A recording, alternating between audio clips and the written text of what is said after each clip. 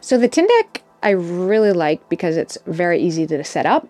We're going to turn it on by pressing the button. And also, the first time I use it, I need to download the app onto my phone. Once I have the app on my phone, I'm going to open the app. When I turn it on, they automatically connect. Sometimes my phone will prompt me to connect this, and all I do is push the button and then press a little button on the phone. Once I've paired the Tindeq with my phone, pretty simple to get into a bunch of different options within the app itself. So typically with the Tindeq, I'm using some sort of a pull block. This is a tension block, super well known, super common, and it has a bunch of great functions. I find the easiest way to use the Tindeq and tension block is to simply just use a sling and a few carabiners. I find this works the best if I'm at a gym, at my house, if I'm traveling. So if I'm somewhere where I don't have a ground anchor like the one you can see at my foot, I'm gonna have a sling.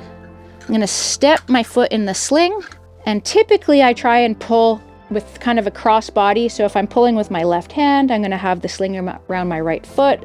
Ultimately, it doesn't matter that much. I find the harder I'm trying to pull, the better it feels if I'm going crossbody like that. I try and get the distance so that when I'm kind of feet shoulder width apart, I can pull real hard. And when I pull, my arm is pretty straight, but I'm actually able to pull as hard as I can straight up. Alternatively, you can see here, if you have the opportunity to have a ground anchor, I'm a big fan of that. And then my body or my foot is not involved at all. So I can actually get in a slightly more ergonomic position, like so, and then pull straight up off the ground rather than pulling at an angle.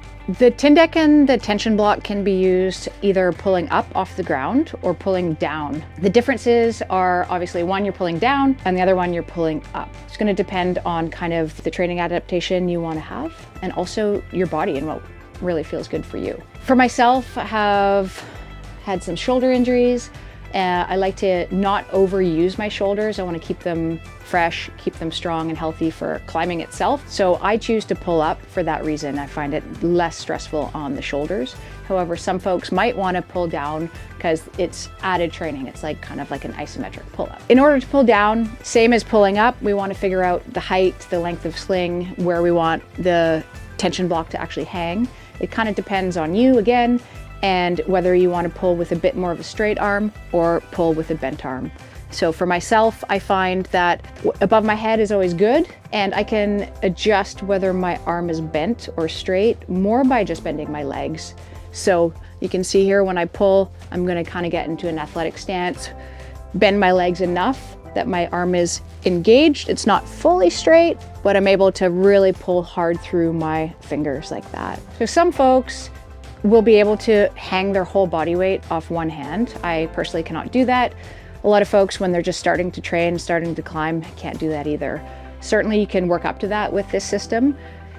If you're choosing to pull down and you can pull more than body weight with one hand, often you're going to need to fix your body down. And so what that could look like is going into a gym and sitting on a chair, having maybe a heavy weight over your lap. And that means that when I pull down, my body isn't going to get lifted off the floor. If you'd like to learn more about me or follow along to keep up to date on guiding and coaching, there's a couple different places you can check out some information. One is my website, kinleyaitkenguiding.com. And the other, where I post quite a lot on upcoming clinics and guiding, is Instagram, Kinley Aitken Guiding.